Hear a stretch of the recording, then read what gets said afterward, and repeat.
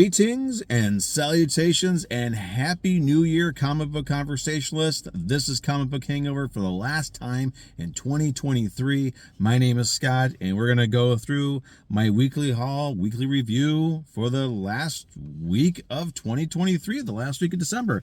First of all, I hope everybody had a great Christmas.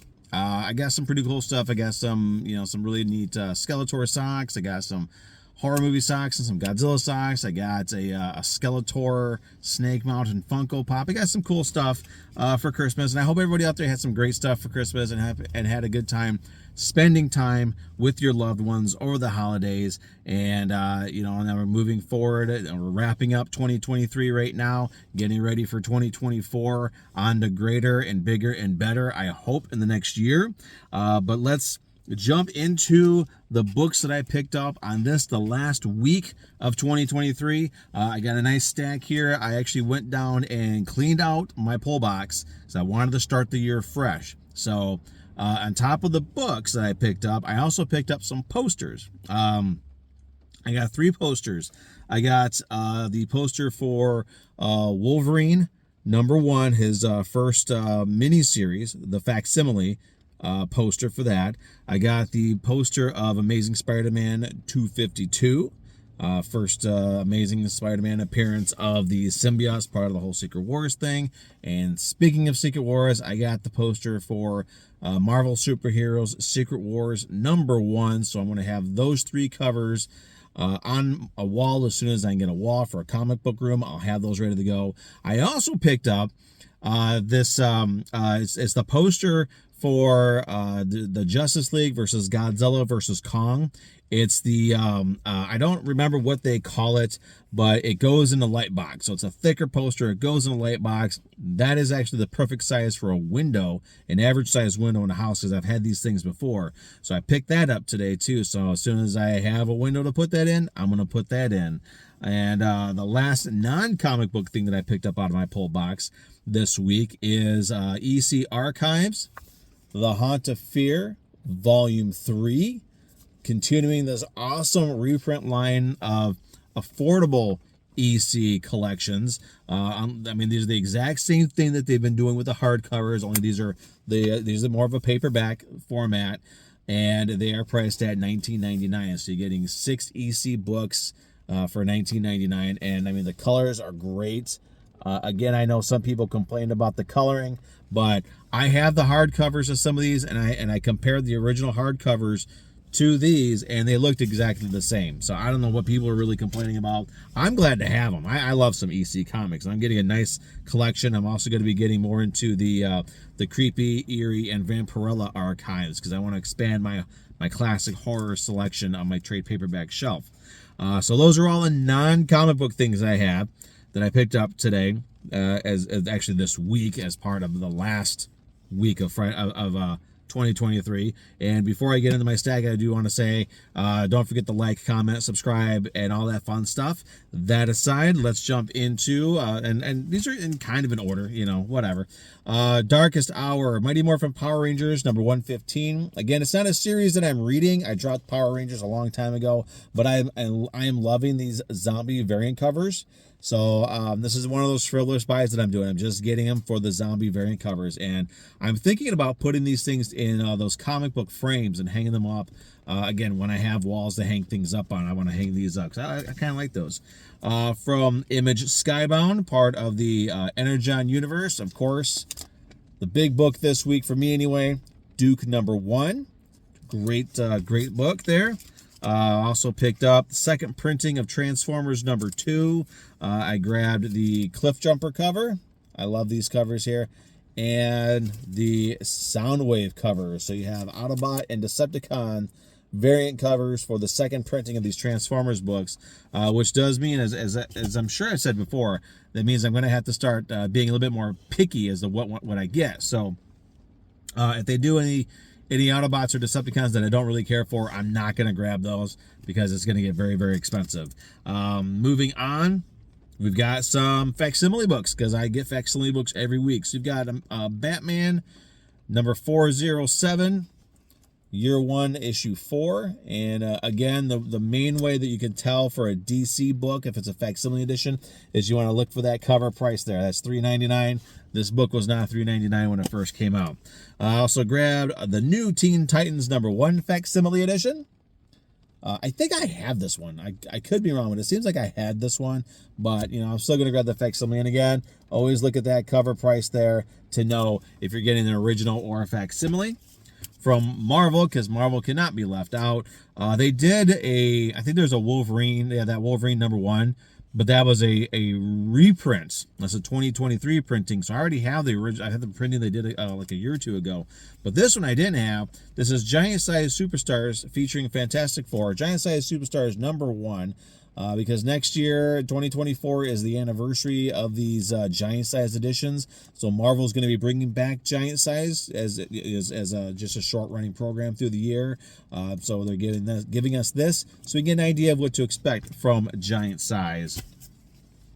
So from Marvel, Doctor Strange #10, which is the last issue that I'm going to be picking up and reading. I am going to be getting next week's Wolverine variant because it is the Ghost Rider homage cover. But honestly, I gotta say, this first 10 issues of the series, when it was Strange, when Clea was Sorcerer Supreme, I enjoyed the series a lot more. This really, we got 10 issues and really nothing happened. It's sort of like She-Hulk series, nothing happened. Ghost Rider #21, the last issue for this run. Nice cover there. And I grabbed the variant cover. This has been in my pull box for a while now, but this is the variant cover for Ghost Rider #20. I grabbed this one mainly because with the art style and with it being Ghost Rider and Moon Knight, and this looks like the Ghost Rider that I'm familiar with from the 90s. This reminded me of this is like the cover back in the 90s, and those who are reading books back then will know what I mean. This reminded me of the sort of cover art and styling that you would have on an issue of Marvel Comics Presents back in the day when Ghost Rider was one half of the book and Wolverine was the other half of the book. But I could just imagine the old Marvel Comics Presents logo across the top there, and that's the main reason why I picked that up. The Three Stooges versus Cthulhu, the photo variant cover. I'm starting to grab these photo variants just like with the Elvira covers. Godzilla Rivals, Jet Jaguar versus Megalon. This one I have not read yet, and I'm very much looking forward to checking this one out. It'll be nice to see those two in comics. Garbage Pail Kids, Trashing Through Time. This is #3, already on issue 3 of this series. It's been a lot of fun seeing a version of the origin of the Garbage Pail Kids, and you've got good Garbage Pail Kids and evil Garbage Pail Kids, and they're fighting each other, and how people became Garbage Pail Kids. It's pretty cool. And yes, I did open this one up. There's the card that it came with. It's just basically the cover of this one. I'm not keeping my books in poly bags anymore. I think it's kind of a stupid thing, and it's kind of cathartic to be able to just open up a poly bag. It's like I don't really care anymore. I'm just letting it go. I did also pick up this Garbage Pail Kids Trashing Through Time #3 variant. I'm grabbing the anytime they do these Garbage Pail Kids and they do these trading card variants, I am grabbing the trading card variants because it's cool to have this artwork comic book size larger, so you actually see the detail and enjoy the art to the fullest extent. When I grab that, and there is the trading card that came with this. Actually, this trading card here, that's actually a panel from inside the story. And that is it. Those are all the books that I picked up this week. There are a couple books I want to talk about real quick. So before we go any further, spoilers. There you go. We're going to talk about first Ghost Rider, the last issue of this run. And I know this run has gotten a lot of praise, but as a longtime Ghost Rider fan, and again, this is just my opinion, this book was pretty useless. The way they represented Ghost Rider, I didn't really care for from the beginning. The stories really didn't seem to go anywhere. Ghost Rider wasn't in the book that much. He wasn't even like the main character of his own story. The change in his design just didn't make much sense to me. There really wasn't a whole lot that I liked about this Ghost Rider run. Again, just my opinion. I just did not think it was that good. So I am glad that this is the last issue. I'm done with this version of Ghost Rider, and I know they're going to be doing a new person as Ghost Rider. I don't have an interest in that. I'm gonna walk away from the character. This is the character that got me in the comic books back in 1990, and what Marvel has done with this character and this concept, watering it down so much and having so many different versions of Ghost Rider, it's made the concept less interesting, and has just really watered it down and diluted it. And Marvel has done a huge disservice to a great character and a great concept by not keeping it straight. Like in this here, they mention how Mephisto grafted Johnny Blaze with the spirit of vengeance. The original Ghost Rider, if my memory serves, and I'm pretty sure it does, the original Ghost Rider was not a spirit of vengeance. It was a demon Zarathos who devoured human souls. And the only reason why he got involved with Mephisto was because he was taking the souls from Mephisto that Mephisto thought that he should have. So they had this big fight. Mephisto eventually won, captured imprisoned the essence of Zarathos, and throughout history would place him in various human hosts just for fun. And then when he came across Johnny Blaze, he gave him the Johnny Blaze, and that's when he became Ghost Rider. Had nothing to do with spirits of vengeance, had nothing to do with bounty hunters or all this crap from the movies. But again, that just leads into the fact that even Marvel doesn't know the history of this character anymore. Or rather, the writers don't understand the history of this character. They really should go back and reread the Ghost Rider series from the 70s and even the ones through the 90s, because it's some great mythology. They're just screwing it up. So with that, I'm done with Ghost Rider. I'm actually also done, as I said before, with Doctor Strange. So we're already going into 2024. I'm dropping some books, and weird as it is, they're Marvel books. One book that I'm not dropping that I'm super excited about is Duke. This series, it picks up after the events of Transformers #2. So you see what transpired between Duke and his brother and Starscream. You see all this stuff as it transpires, and you get an idea of what Duke has been going through. They give a rundown of what he is. He is truly a real American hero, and he becomes disillusioned with the American government because after all the years that he has served this country and served it well, he has this interaction with the Decepticon, with Starscream, and suddenly the government doesn't believe him. They said, it's this, that, the other thing. And so he decides he's going to figure out the answers on his own. So he kind of goes rogue, but he still has that code of ethics, that code of honor that makes Duke such an amazing character, sort of like a human version of Optimus Prime. And through here, he goes, he meets with another gal who kind of believes him and says and knows what he's talking about. He infiltrates an organization called Mars and finds out that they're dealing with weapons, and not just weaponry, but like tanks and all kinds of stuff that looks familiar to G.I. Joe fans. And then you kind of get a glimpse as to who's in charge of Mars. We all know who that is. I'm not going to give away the name. You can see the image, the silhouetted image of the person who's behind it. And then at the end of the book, you also get introduced to some more Joes, because now General Hulk he needs to bring in Duke and needs to rein him in a little bit. So if you're gonna look for the best, you got to get the best to find the best. So now you kind of slowly get the formation of G.I. Joe in this comics universe.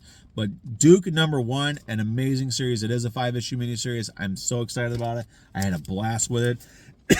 Excuse me. It was just so much fun. And actually, honestly, this is going to be my book of the week and my cover of the week, because that's so cool. And I remember when this image was first introduced, that whole thing with Starscream there in the background, I was like, that doesn't make any sense. Why would Starscream be there? But then I read Transformers #2. I was like, now it makes sense why Starscream is in the background. So great book, great cover, great representation of the character of Duke. I'm loving it. If you're enjoying the Transformers stories, we're only 3 issues in, but if you're enjoying Transformers, you need to check out Duke. It's just as well done as Transformers. We got this whole Energon universe thing that we're building up has been great. I mean, I'm loving it. So that's it. Those are all the books that I got in 2023. Those are the last books that I got in 2023. If you want to go through and look at all the books that I picked up throughout the year over on TikTok, I do these monthly videos where I just do a quick video of all the books that I picked up in that month, set it to whatever random song I can think of at the time, and post it up on TikTok. I was doing them on YouTube. I kind of missed the last couple of months. But starting next year, I'm going to be doing those videos and putting them on YouTube as well. So, but that said, I hope everybody has a great and safe and happy new year. We'll see everybody in 2023. And of course, don't forget to like, comment, subscribe, all that fun stuff. Thank you for your continued support. And we will see you next year. Have a great one.